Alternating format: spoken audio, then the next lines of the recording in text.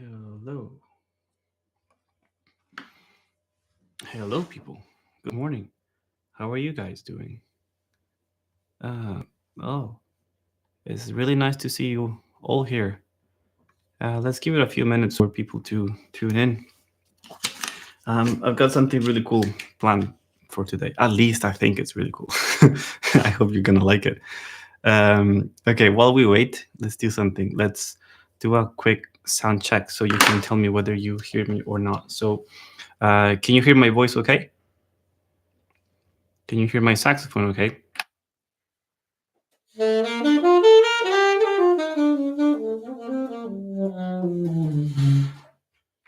Is that all good?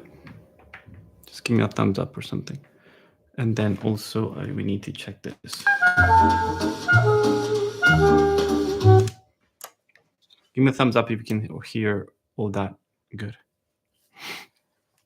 So my plan for today is to do this, is to work a little bit on ideas to help you become more musical, just essentially play in a more musical way. The very common issue with people, students in general, is that we are stuck to the notes, or whether, I mean, if you learn things by ear, it's a little bit different. But let's say you're learning things by just looking at a page, and because everything is so mechanical at the beginning, we don't think in terms of art, but it's very mechanical because you have to think about your fingers, you have to think about the rhythm, you have to think, right? So in order for music to come out, you actually have to work on it and actually make it, kind of shape it the way you want. It's not just it's gonna come out magically just because you've been playing for 10 years. Okay, you actually have to put something from here. I don't know where it comes from, but it comes from here, from somewhere in the, in your soul, because we're making music, right? So anything that you're working on right now, technically speaking, and that includes sound as well, okay, that is the foundation that will support your art, that will support your music, okay. And in order for that music to actually come out, you have to work on it as well, you have to practice it, okay. Something I forgot, put in the chat where you're from, where you live, um, and which saxophone you play: soprano, alto, tenor, baritone. Okay, so we get to know each other. Okay.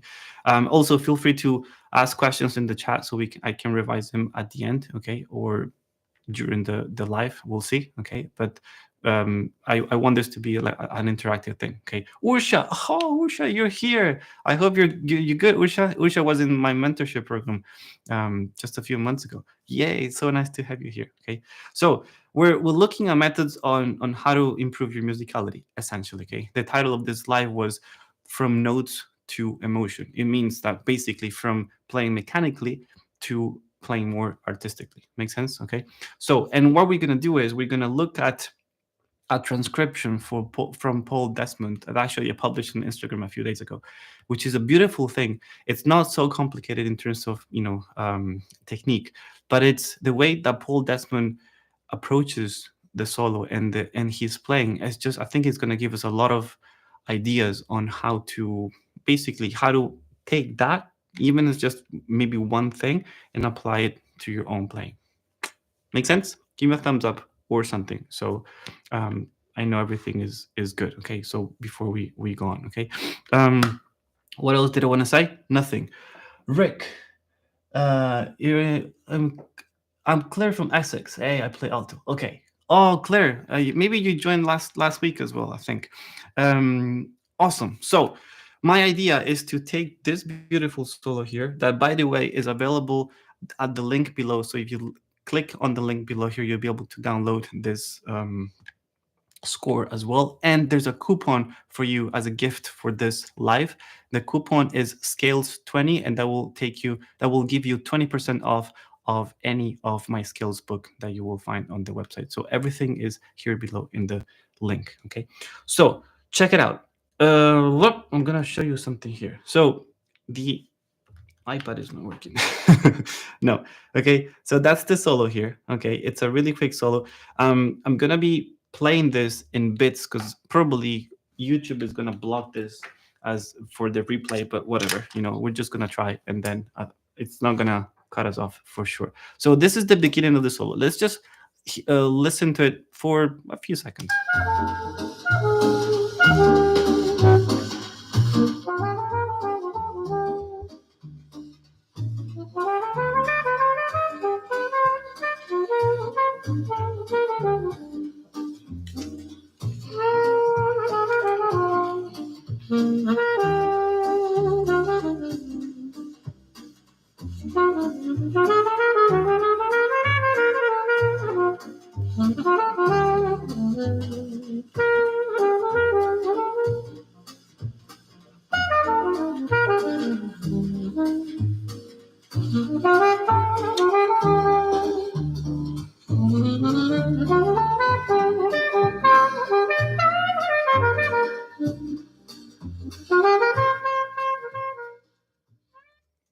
And that's it. Even though I wanted to play the whole thing, I don't want YouTube to block every stuff that we're doing, okay?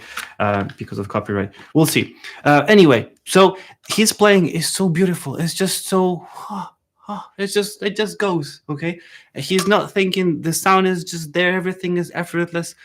Oh man, I just love this thing. This was actually my first solo that I learned ever when I was at Berkeley, and I never wrote anything down. I always do things by ear. But anyway, so check it out. This is what I want to do. I want to look at phrasing, okay? Tongue-in, the way he used tongue-in, which is amazing. The use of dynamics and a little bit of vibrato, okay? So this can actually work for anyone, I would say, from beginners to advanced players, okay? Because I think there's a little bit of everything for everyone, okay? So the first thing that we want to look at is how he thinks in phrases, okay? And the phrases that he's doing are really short, 2 bars, 4 bars, 6 bars, okay? So check it out. If we do, okay, look at this. Let's just look at the first 4 bars. Check it out.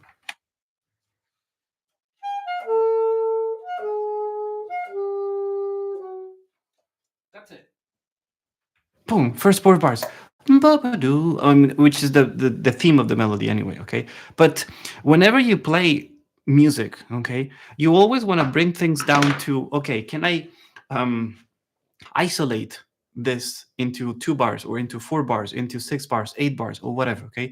Because once you understand the block, what the musical block means, the phrase means, then you're not going to be playing note per note after that anymore. You're going to be thinking about the block, and you're going to try to make the phrase flow from the beginning of the phrase to the end of the phrase, and then so on for the following phrases. Make sense? Give me a thumbs up or down. Also, it's okay. Okay, just for me to understand whether this makes sense. So see, so this is the beginning of the phrase. Boom. One. It's basically 1, 2, 3, and 4. Right. This is a pickup, and that will add up with this. So it's basically a 4-bar phrase in here. Okay. So if you don't think in phrases, you're gonna be probably thinking ba ba bum ba bum ba bum ba. It's gonna sound like almost like.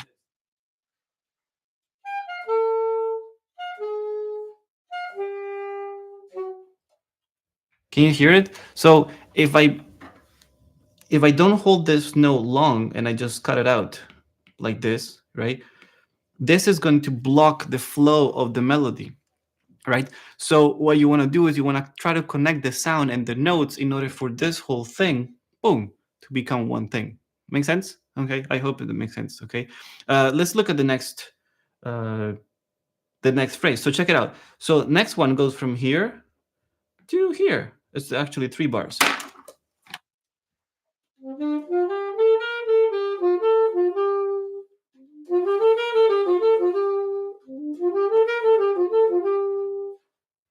Right?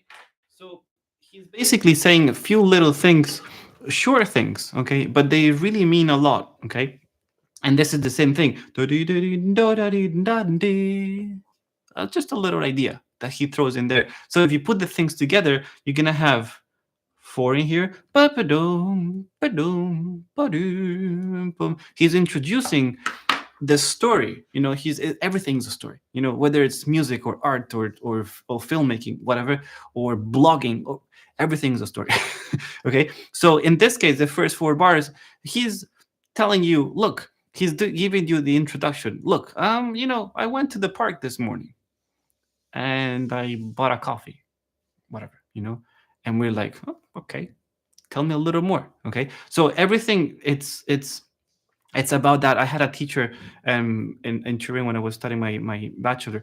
He said, always try to put words to the music that you play, and that really kept me thinking a lot. He was actually a choir teacher.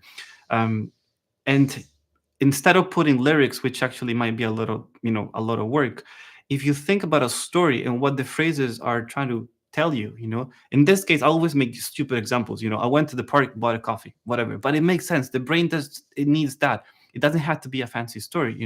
If you think about this, then you're going to be playing differently. You're not going to be playing, oh, E, D, F sharp, D, F, oh, my palm key is not working, whatever.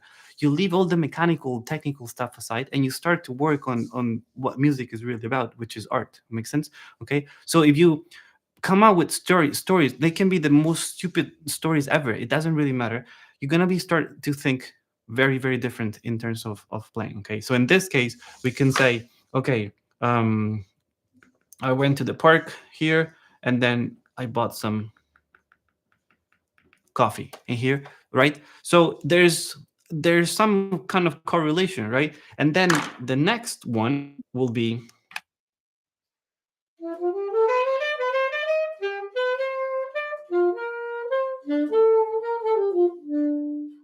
okay. Now he's going a bit deeper into what he did at the park with his coffee. Oh, I looked around, I walked around, there was a beautiful pond, there were swans, I talked to a really nice and interesting person, and it ended up that we both play saxophone. Just made it up. Okay, so see, little introduction, then he grabs coffee, so that's a really quick thing, is 3 bars, and then he goes a little deeper into what he actually did. Okay, I'm not going to go through the whole thing because it can be kind of difficult also to come up with things. But this is just an idea to give you on how you can think about music rather than just thinking about mechanical, notes and technical stuff. Okay, makes sense? I hope. Give me something. Give me something before I continue.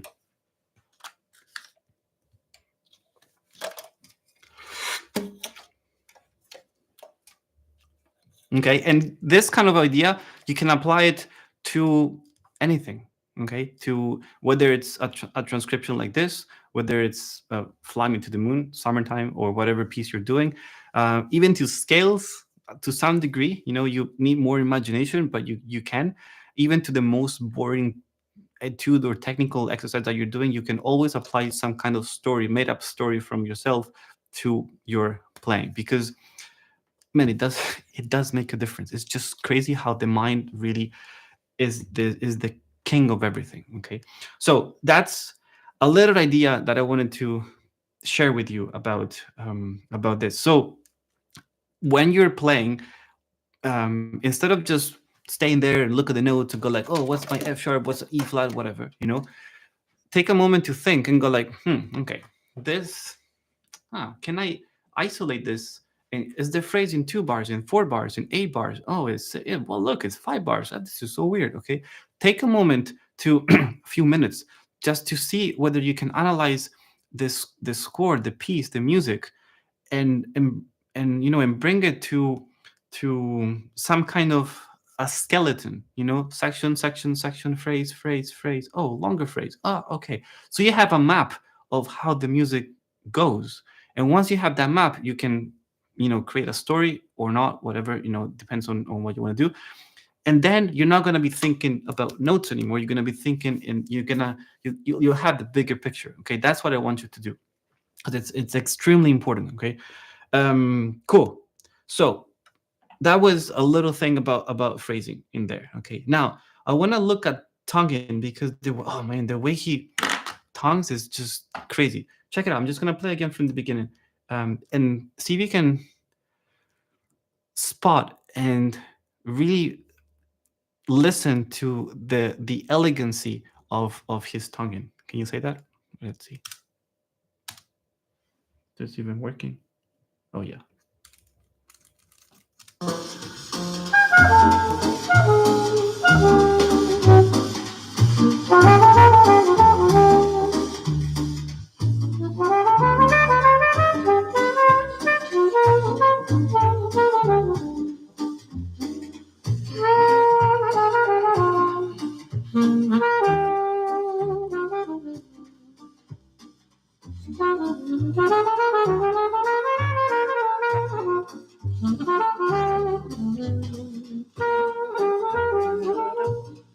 Okay, and so on. Okay, so oh man, the way he tongues, his articulation is so subtle. Okay, that he is 100% in control of what he wants to do. When he wants to do an accent, he does an accent, and we're gonna go into dynamics and accents. Okay, but when he wants to tongue really gently, he does. When he wants to tongue a little bit more strongly, he does. And it's so subtle and so elegant. So something that I stress so much with all my students is the fact that tonguing is basically, let's say, it's just a consequence of your airflow. If your airflow is shit, then your tonguing is going to be really bad. Okay, it's just not going to work. Okay, so everything is about keeping the two notes together as much as possible. So everything starts from down here. You're pushing this big flow of air that's going to connect all the notes. Then whether you want to have them nice and connected, or accented or short or whatever, that doesn't really matter. But the foundation of tonguing is air. It's not this. Okay, so this is crucial. Okay, too many people start tonguing too early, and that messes everything up, messes the sound up, and it doesn't work. Okay, so if you're, whether you're starting on tonguing or you're already know how to tongue and you want to refine it even further and further and further and further, pay attention more to how you slur and how you can achieve that same sound when you tongue. Okay, so I remember when I was in my third year, um, I was like 15 or 16 or something, and I was really struggling with tongue, and I asked a friend of mine, how do you do that? I was doing intervals of thirds of minor scales, and and he told me, just practice. just just give it time because it's a muscle, and it needs to be trained. So check it out. What he does, I want to show you here. Okay, let's take, for example, okay, let's take this passage because it's really, really important. So the part where he goes to grab some coffee. Okay, and it's this part here. Boom and boom. Okay, what he's doing there, I've listened to this many times, and in my opinion, this is what he does, but I could be wrong. um, he's actually tonguing every single note.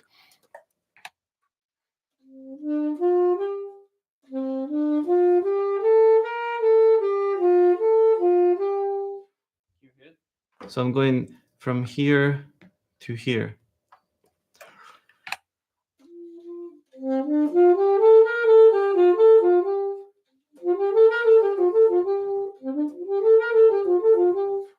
But the way he does it, it's so subtle and so beautiful.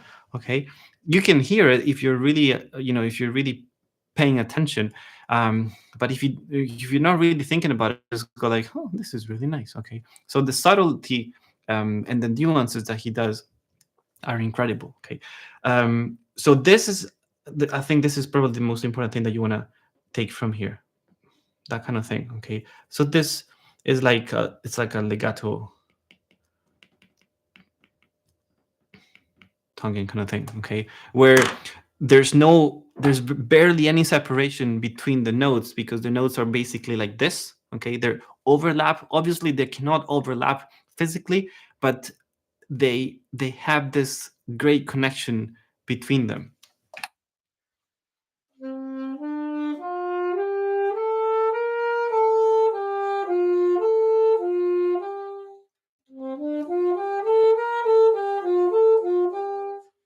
you hear it? Okay, so every note is connected.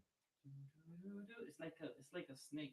I know lots of people don't like snakes, but it's like it's something that never breaks. Okay, picture a chain, maybe better than a snake. Um, it's something that never breaks because the foundation, the heart, is down here. This is the air that is gluing everything together. Okay, I call it the air glue method. Everything's just like this, right?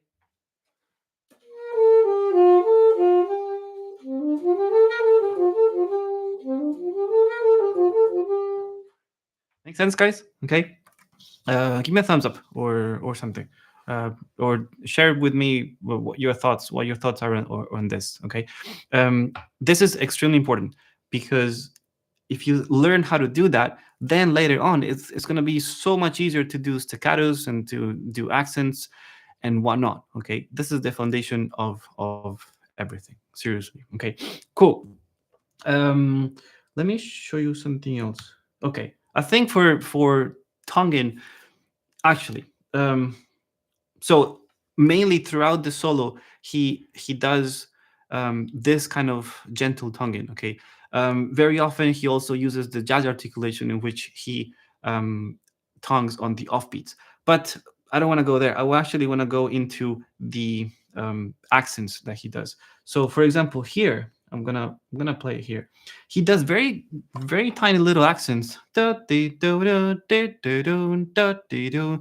I wrote gentle accents because they're not really accents per se. It's just a little bit of something.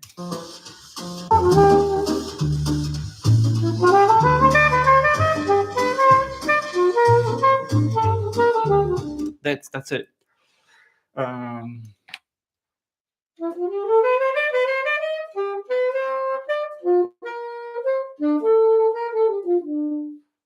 right. So even though he has these happening there and the staccato and then those the flow of air is still happening. It's not blocking. He's not chopping things up. It's not like how when we're in the kitchen, chopping carrots. You don't want music to sound like that. Okay, that's why if you think in phrases, think about stories, and then think about the airflow, that's gonna make things flow way more. Okay, Philip. Hey, Philip. This is something which I'm trying to work on at the moment. Hey, Phil, so nice to see you. He's also in my mentorship in Saxophone Artistry. So nice to have you here. I saw you on Wednesday, the coaching call. Awesome. Okay, so it's so the gentle accents. Right?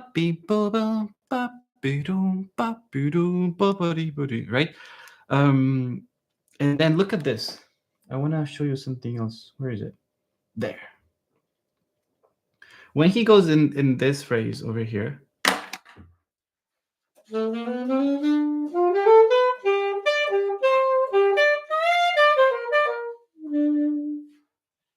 in this case here, this is where he actually starts to become a little bit more aggressive on those accents. Check it out. I want you to hear it. A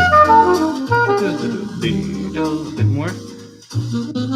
There. Can you hear it?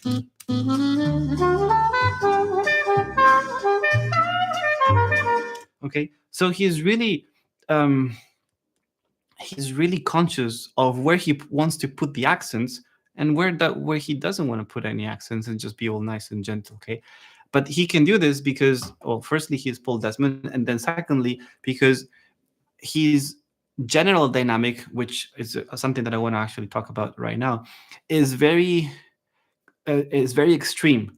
He plays really softly, and then suddenly, you have these he has these spikes of dynamics together with accents, and that makes it really pop. Okay, if he was playing everything really loudly, it will be firstly really boring and not interesting at all.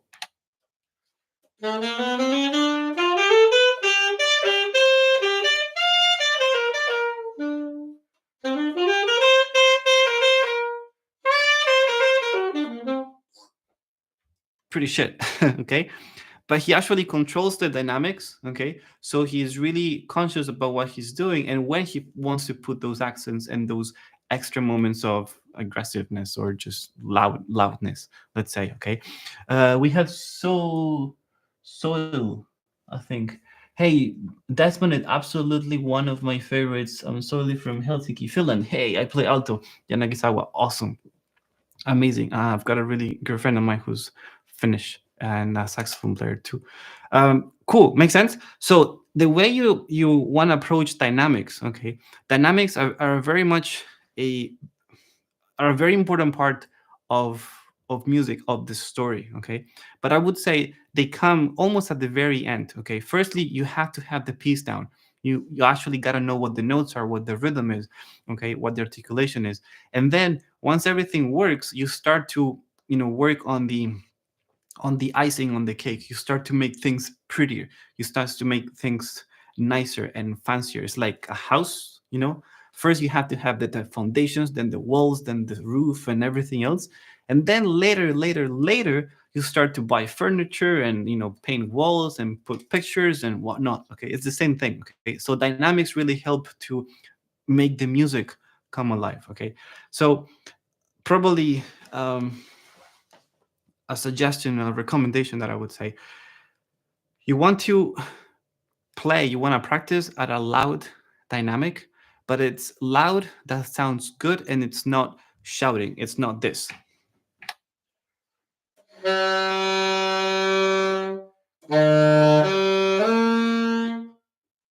More like this.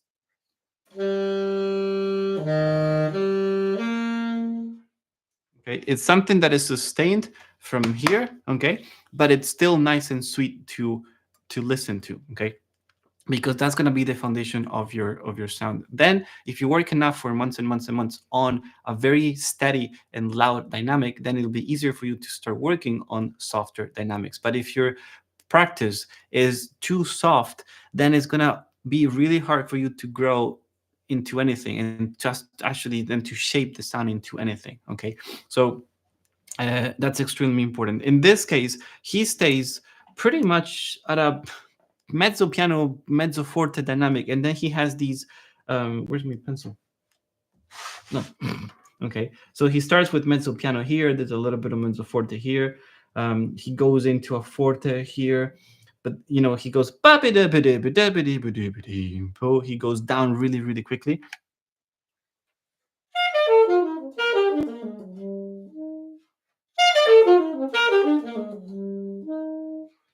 So that's why I was saying that he has these extremes of dynamics, right? And which are really, really, I think, particular and characteristic of the way he plays. Okay, so in your own practice, this is something that you want to think about. Okay, remember that dynamics are something that will shape the music, but in order for you to start working on dynamics, you want to have the piece down. You want to have the mechanics and the technicalities and everything, notes, rhythm, sound, articulation. Okay, if you start working on dynamics too early, then you kind of overwhelming yourself with too much information. Okay, so just always do one thing at a time. Okay, super important. Now, if there's any questions, guys, let me know here. Okay, we're almost done. I have one more thing to share with you because it's actually pretty fun, And put any questions if you guys have any.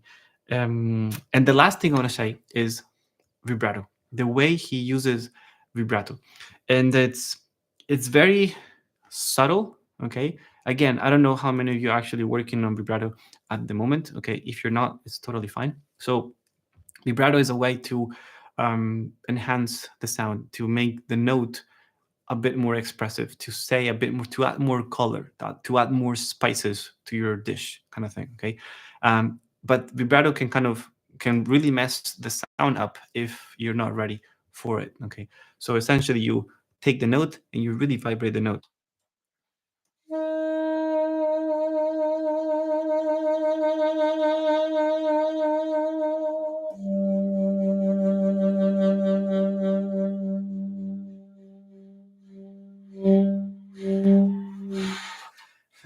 Okay, so you can decide of the amplitude of the wave depending on your taste, depending on the music you're playing, depending on many factors. Okay, or you can just decide to turn the thing off and just play a long note steady and without moving, which is also a color. Okay, so the way he uses vibrato here is mainly on low notes at the end of the phrase. So, for example, in cases like this,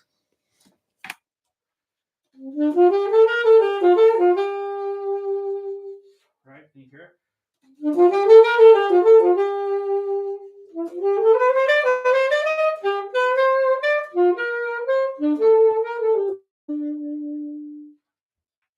And his vibrato is sometimes ample enough, but because it's only 3 beats, it's like wah, wah, wah, and then he disappears really really quickly. Let's hear something. I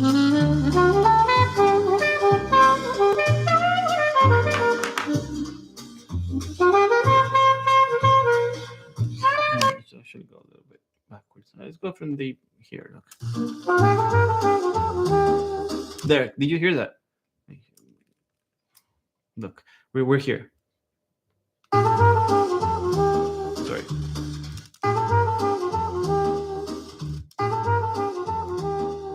Wow. It's very subtle. It's just the tail of the note. Okay, he's not doing this.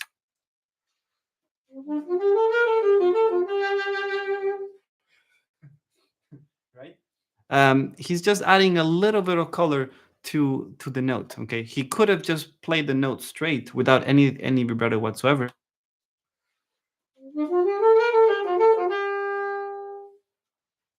But it's a little bit plain, right? If I put the vibrato that he uses, can you hear the difference?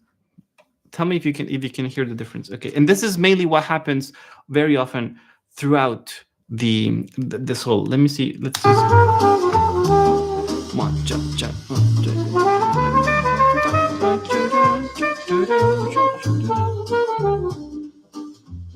There on that beat.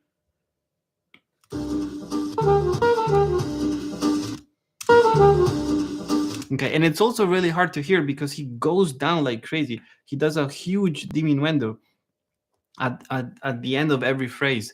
You see, I wrote here disappear immediately. That was the only way to actually make the point, because he does a crazy diminuendo, and in that crazy diminuendo, he usually does this tail, this taste of vibrato, sometimes a little more, sometimes a little less. Okay, but all these things combined, okay, really make a difference. Okay, really make a difference. Now, in your own practice, you don't have to think about all these things because you're gonna go crazy. It's too much.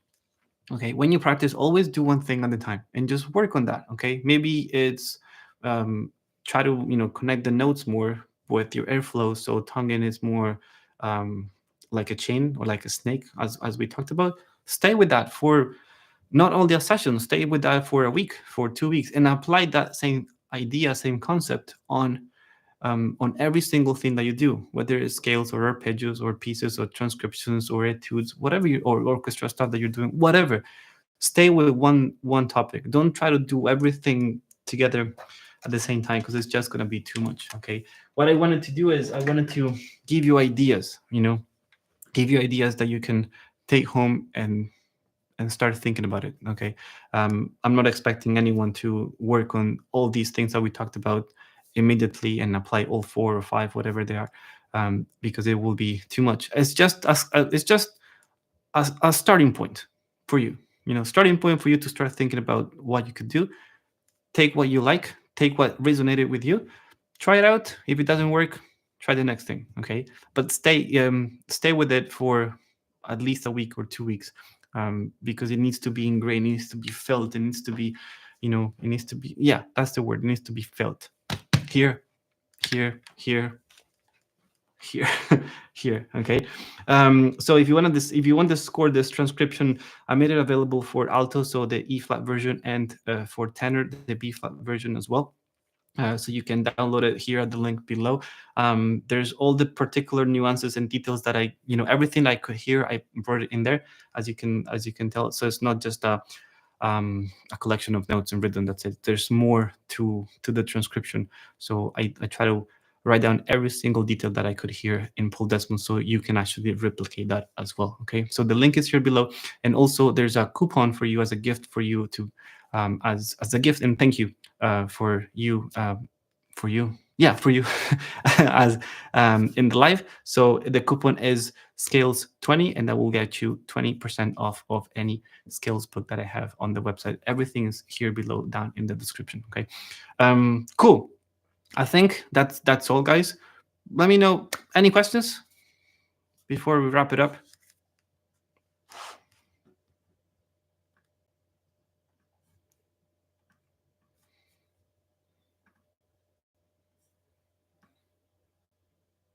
I know some of you might be just listening and not actually watching. Maybe you're at work or anything.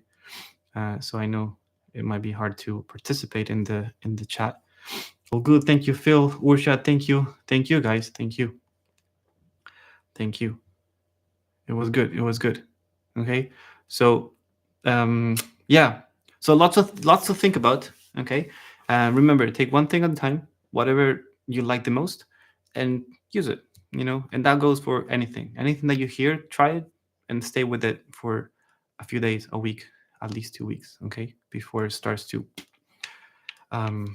be felt, be ingrained in your playing. Okay, that's all. Yeah, if there's not any questions, let's just do a little recap of what we talked about. Okay, so we talked about phrasing, so you can think in blocks. We talked about tonguing, so it's gentle tonguing and air support. Then we talked about dynamics, extreme contrast. And then we talked about vibrato, spices, or like fancy color. Okay, so phrasing, start thinking in blocks. Tonguing, think about the air support in order for you to have a gentle tonguing. Dynamics, think about the extremes. So don't play too loud so it sounds like a duck, but also don't play too soft, otherwise you're never going to be able to grow. And then vibrato, that's like the spices on the dish, or the cherry on the cake, is that everything everything starts to become more fancy. And that will just enhance the color, the sound, way further than what you can without a single steady note. Okay. Anyway, guys, thank you very much. It was great.